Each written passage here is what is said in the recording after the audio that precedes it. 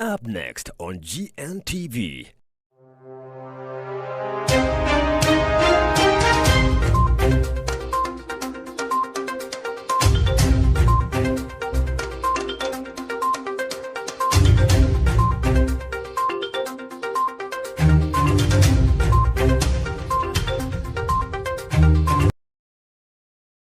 Friday, it is a pleasure to have you join us on this afternoon's bulletin. My name is Winnie Kenembabazi Mushabe, and this is GNTV at 12. We start off the bulletin. King of Kings Church Mbara has organized the first ever women conference called the Western Women Revival Conference First Edition.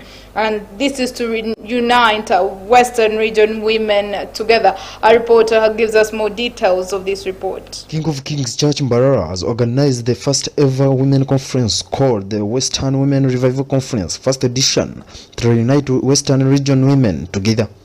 According to the host, Bishop Nicola Tayebwa, this is the first edition and one of its kind, calling upon all regional women to come and join them. And today is a great day. We are celebrating, this is an historical day. For the first time ever, women from all different church networks are coming together from all over Western region. And we are having the first Western region Women's Awakening Revival Conference. We are, as women, we are hungry to see a great move of God in our nation, and especially in Western Uganda. You know, this is the land of revival, and we want to see revival come again to Western Uganda. And as women, we are praying to God today, Lord, send revival in our families, send revival in our marriages, send revival in our communities, in our businesses, send revival in the church. We want to see the glory of the Lord fill the earth as the waters cover the seas. We want to see people everywhere coming into a knowledge of Jesus Christ and giving their lives to Him. So I invite all the women out there that are listening, please come and join us today. Be part of what God is doing in this special event.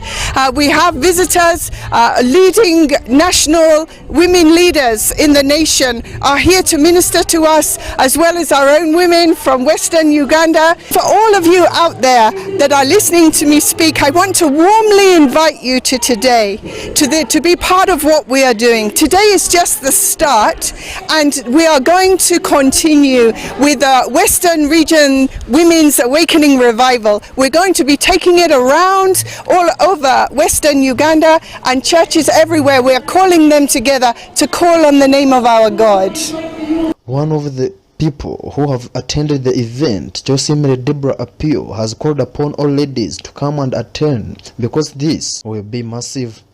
Yabakyala kandi ejo conference already yatandikire ninja mwani mubasa kura baka ground eriyo nereka conference yatandikire ningambira ogwo mukyala lyokwe ogwo mushija lyokwe ogwo mukyala ali kumangu wena ayenda kushwerwa lyo mwishitaka shwerwa ali kugira ati nyenda kureba ebintu ko kubikutwazibwa nyenda kureba amakako kugakubeera lauka hati King of Kings Church orebe kimukama lyo nakoro mubakyala eche conference ekwatirine na regional, it's Western Region Women's Awakening Revival Conference. Nichimanyisa kushanga abakyala bona abo mu Western Luganda Western yonka the whole world bakwatanisa bona bali mu one accord, bali mu one peace, bali mu one spirit. Nicho conference ejeri kumanyisa. So we are inviting all of you to come and be with us. We are inviting everyone there in Isinjiro, Bushenyi, Rampara, Western Yon. According to Ruth Bareje Virunji, woman leader of NAFPAC, Ankole region and chairman of the event, that as ladies today are calling upon God to intervene to their situations because they are the ladies of the nation. Ntwenda kusima hangabwe mbabazi satugirire erizoba abakyara turyo mishogara hanga nitumurra nitumwebaza nitumweta okane ntumuheme tumayitu ngo atukozese simu yitu begira ngo bona bakaterana hamwe habegesa ba Yesu bakaterana hamwe amushahemwe bayecureza yabahama n'obushoborozi kugumiza mu kuburengiriye kigambo cyaraha. Story by Desire Asimwe, Innocent Nwamanya, GNTV News at 12. Thank you, Desire Asimwe and Innocent Nwamanya, for that report. Moving on, President Yoweri Kaguta Museveni on a Thursday afternoon commissioned the $72 million Solona's Lifestyle and Resistance Housing Estate by the National Society Security Fund. Museveni said the Ugandans must understand the importance of raising the joint and collective capital. We have details. His Excellency the President of Uganda yesterday afternoon commissioned the $72 million Solana Lifestyle and Residences housing estate built by the National Social Security Fund. Museveni said Ugandans must understand the importance of raising joint and collective capital, which he said was the only way society can finance and undertake big projects. The Solana housing project is located in Lubowa in Wakiso district. The 72 million housing project, which is the first phase of the 10-year housing project that will be on 600 acres, when completed has 300 houses and 60 acres of land. The housing units include bungalows, apartments and villas, among others, which will cost between $215,000, that is $800 million, and $890 million, which is $3.2 billion. Collective saving is important. That's how capitalists developed their countries, by floating shares and raising capital to do big investments and ventures that they could not do individually. President Museveni further said that the government promotes and encourages the information of saving and created societies circles countrywide so that Ugandans can be able to raise capital jointly and do big ventures together without necessarily going to banks for loans that are very expensive. Are small, very small animals. I think they are called mongoose or something like that. They are very small animals, but when they combine, they can kill a big snake, especially the cobra. Ndozo mu Ruganda bakita kwekobana in order to solve a problem. Now you can hear that the collections from the workers and the government and the employers are now totaling 17 trillion. And you can see what that okwekovana, that combining, small, producing something big. That's quite a bit of money. So that message should be clear to the Ugandans.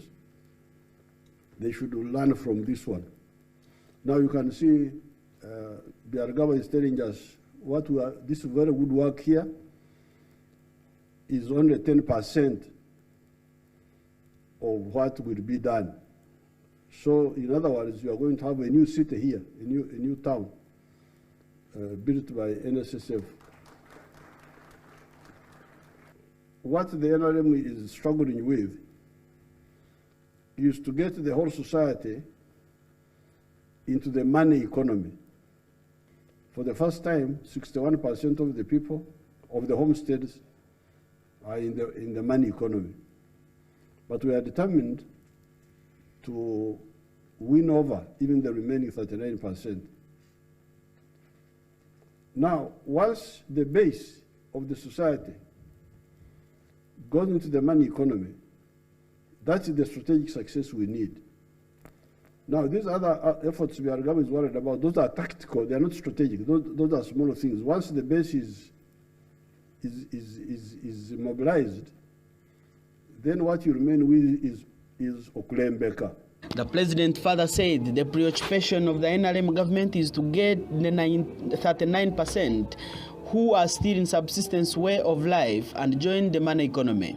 He said that it's only when all 9 million families of Ugandans get into the money economy, they will be able to purchase and all the houses in the many estates that NSSF is putting up or even build for themselves decent accommodations. The president saluted the board and management of the National Social Security Fund for investing wisely and contributing to solving the housing shortage in the country. He said that the government will look into the reported value-added tax levied on residential houses that are not commercial, as well as finding means of boosting availability of mortgages to Ugandans. How do I kulembeka? Jolopi in law. Okutangiriza. If there is flow of money in the whole society, then the tactics of how to kulembeka are simpler. But you cannot kulembeka from nothing. If there is no rain, where do you kulembeka? So therefore we are moving very well. For me, I'm very happy. I therefore think we are moving well. Once we have mobilized all the homesteads, all the 9 million homesteads to be involved in commercial agriculture or in manufacturing, either as owners or as employees, in artisanship. The Finance, Planning and Economic Development Minister Matia Kasaija commended the National Social Security Fund that he described as an outstanding public enterprise. He pleaded on behalf of his ministry that they will soon invite the management of NSSF to discuss and find the solutions to the challenges facing the fund. The Managing Director, National Social Security Fund, Richard Byarugaba, said that the NSSF is committed to reshaping the housing sector in Uganda.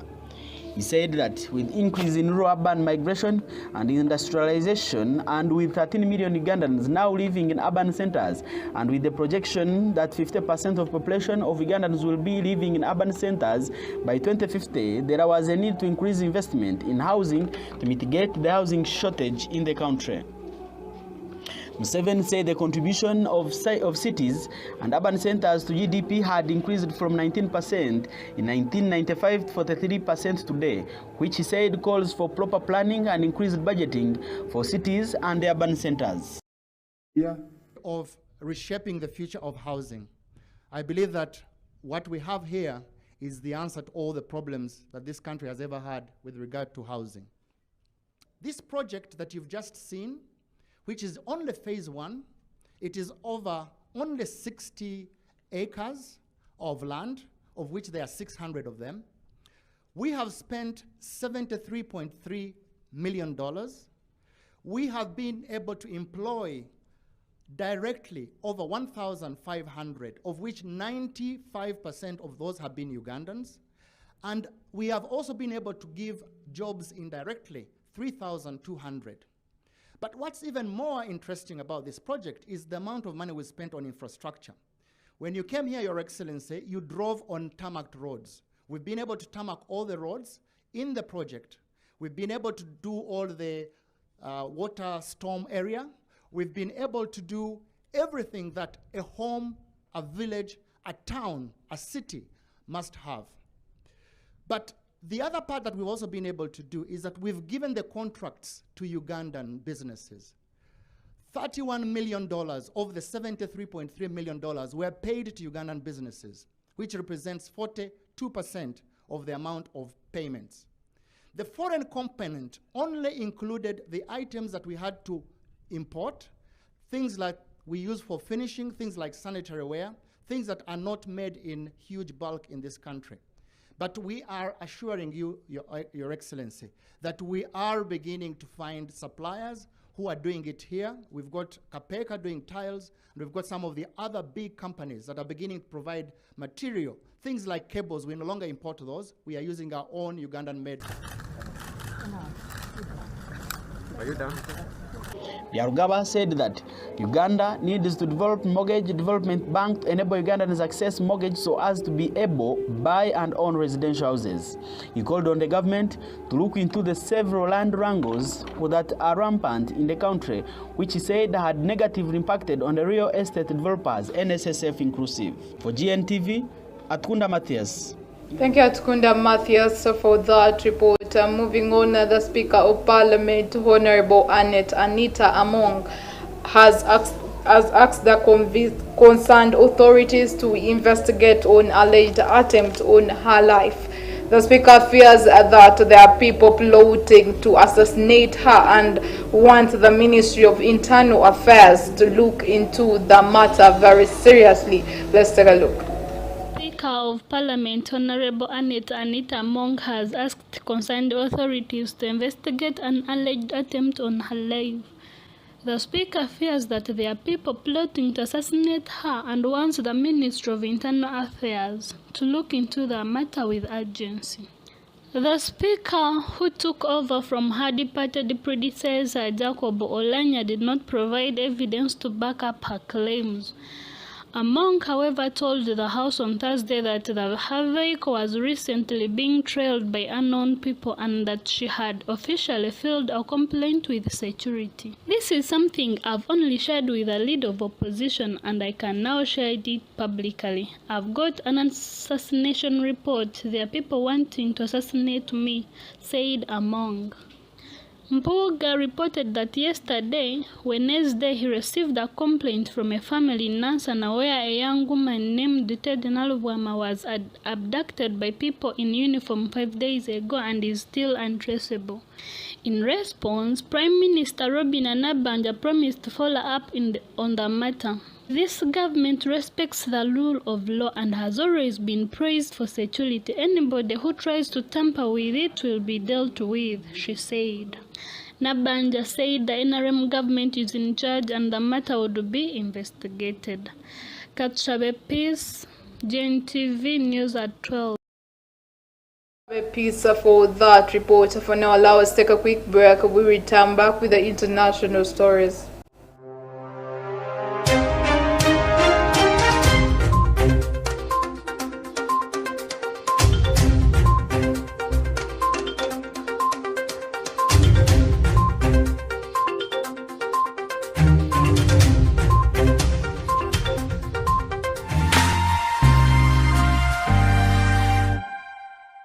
This is GNTV, releasing life.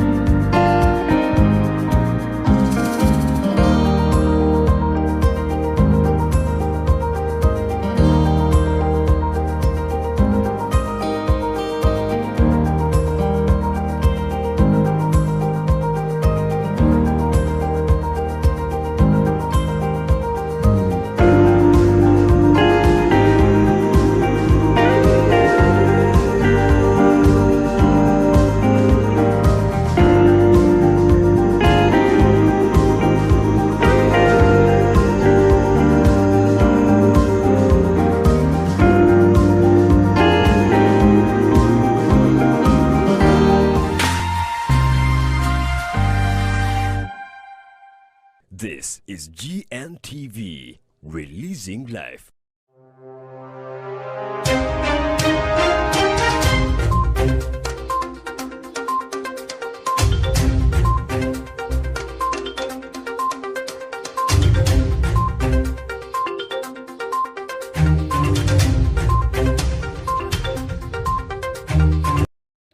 Welcome back from that quick break. Glad you're still watching GNTV at 12. In the international stories, we start off with sad news.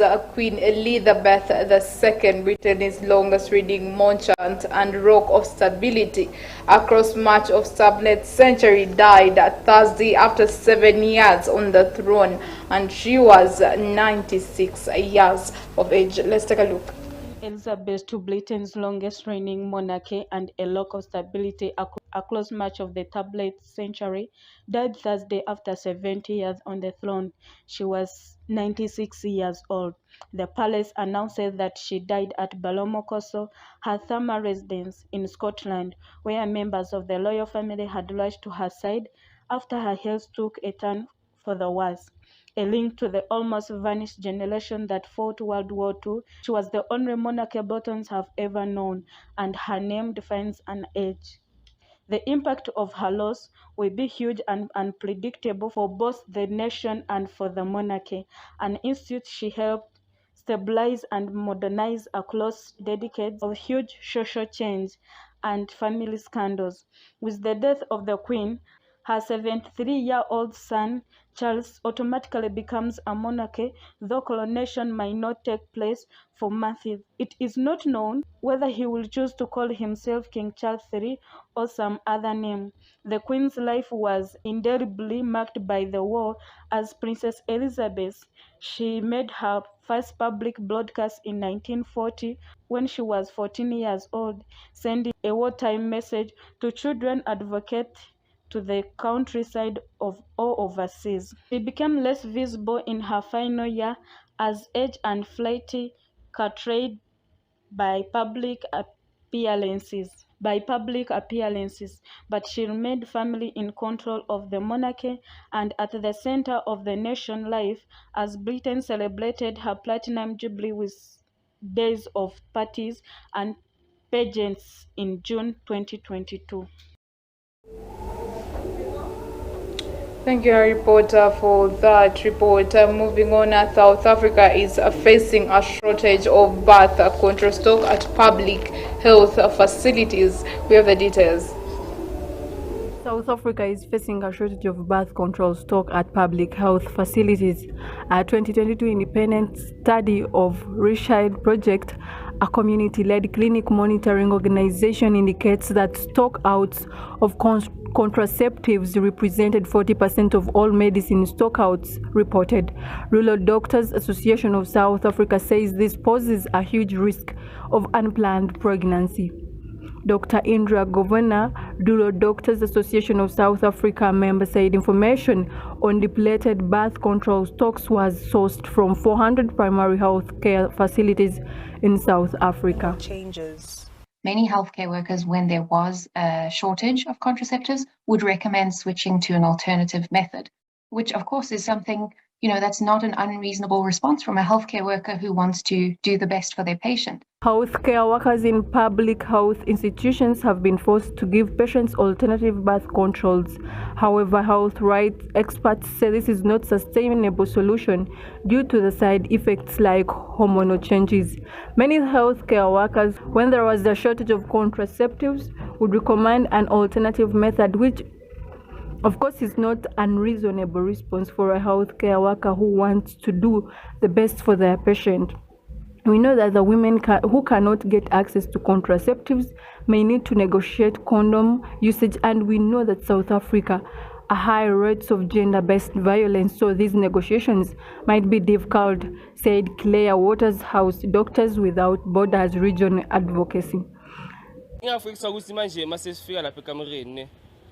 Umuntu wami ngiyafuna ukuthi because kuzoba nomntana ongaexpectwanga and manje umntana milazi nge-family planning and manje makaza nje izosikosta emalini, so manje kuba nenkinga ekamereni and izosikosta financial ngoba manje mina ngithenga amapilisi ekhemist alizoshaya mina esikhwameni futhi. Amapilisi namanality for young child is not good because abantwana bangoku bayamitha, there is a high rate of abantwana abanabantwana bese babancinci, abanye uthola ukuthi basesikolweni and izokwenza ukuthi abantu bagrophe early esikolweni bengena education, so it's not good at all.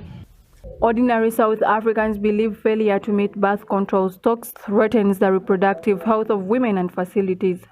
Johannesburg-based Thando Kuba and Amanda Magazi believe the Department of Health should focus its energy in ensuring there are sufficient stocks throughout the country's public health care facilities.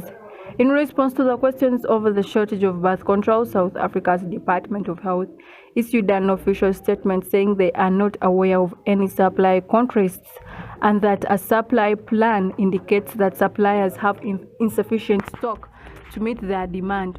Story by Esther Chomgasho, GNTV Hato. Thank you, Esther Chomgasho, for that report. Allow us to take a short commercial break. We return back with more stories.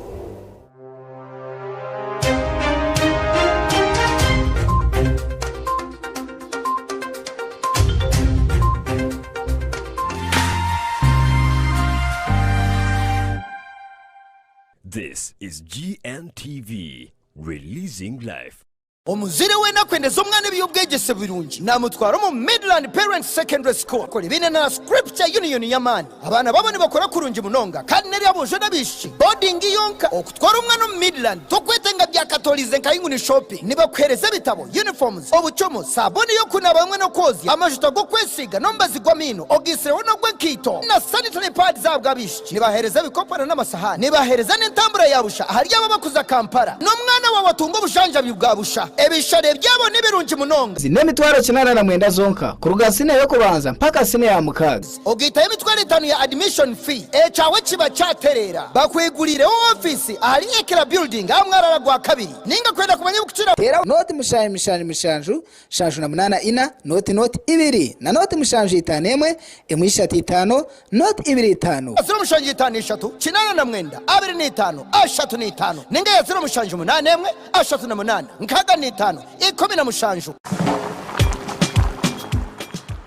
kinayu kinyumira whether it is Katogo Chikomando Rolex Majasa tunyanya mbisi man wherever I am I enjoy Kinayu with your TV channels on my phone.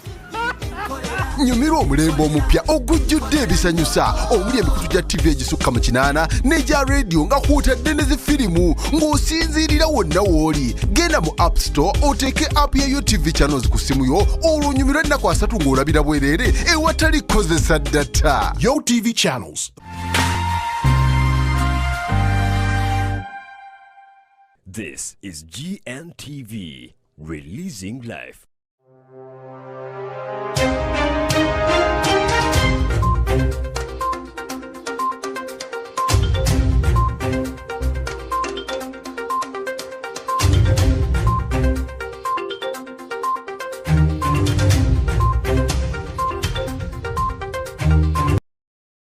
Welcome back from that short commercial break. We move on with the bulletin. Kenya's outgoing President Uhuru Kenyatta has appealed that there would be a smooth transition of power, but maintained that his leader will always be Raila Odinga. Ruto has served as the deputy president under Kenyatta since 2012, supporting him into elections with a promise that he will have the backing of his boss in the years of the vote. Let's take a look. Kenya's outgoing President Uhuru Kenyatta has pledged that there would be a smooth transition of power, but maintained that his leader would always be Raila Odinga. Ruto had served as deputy president under Kenyatta since 2012, supporting him in 2 elections with the promise that he would have the backing of his boss in the years to come. It was a political marriage of convenience forged in the aftermath of deadly post-poll violence in 2007-2008. It largely pitted the Chikuyu Kenyatta's tribe against the Kalenjini, Ruto's ethnic group. Both men were hauled before the International Criminal Court, accused of stalking the ethnic unrest. The cases were eventually dropped, with the prosecution complaining of relentless campaign of witness intimidation. But Ruto was left out in the cold after Kenyatta shook hands with longtime foe Odinga in a dramatic switch of political allegiance in 2018. He bounced back with a campaign that was directed as much as Kenyatta as his rival at the ballot box, blaming the government for Kenya's economic woes and even accusing the president of threatening him and his family.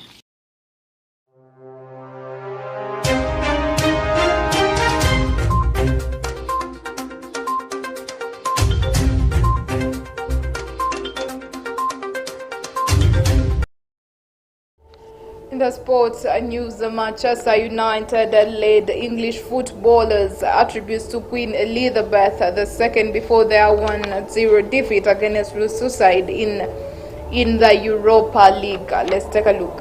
Ericsson towards Ronaldo. You could see the idea nearly for Manchester United there. In our sports news today, Manchester United led English football attributes to Queen Elizabeth II before their 1-0 defeat against Real Sociedad in Europa League, while Roma boss Jose Mourinho was in mourning after the Monarchs' death yesterday. Manchester United, West Ham and Arsenal players, the Premier League teams in action in Europe's second and third tier tournaments, all were in black armbands after the Queen died aged 96 years earlier in the day. There were sober atmosphere at Old Trafford and the London Stadium, with United and West Ham fans sang God Save the Queen during their 3-1 win against Romanian side FCSB in Europa Conference League. Former Manchester United, Chelsea and Tottenham manager Jose Mourinho paid a sober tribute to the Queen after Roma's 2-1 Europa League loss at Bulgarian Stadium.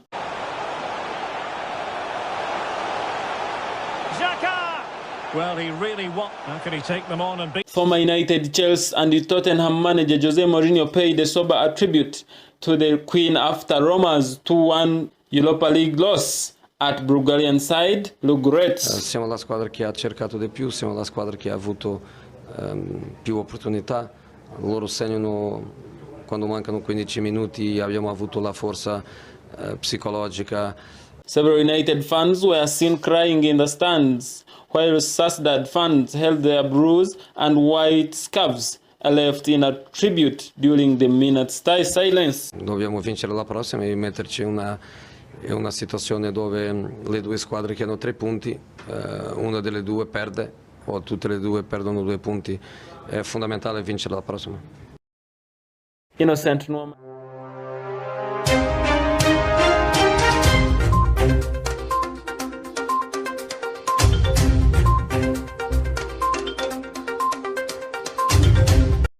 That report sums up the afternoon's bulletin. Thank you so much for being with us from the time we started up to the time we are wrapping up. On behalf of the entire news production team, many thanks for your company. My name is Winnie Kainembabazi Mushabe, and this is GNTV at 12. But before I leave, I would love to remind all women that are watching us right about now that King of Kings Church still invites you. Come through to the women's conference. Come and let's get together. Let's share a lot. King of Kings Choir is represented to the fullest. Preachers will be represented to the fullest, so don't miss. Come through. It's still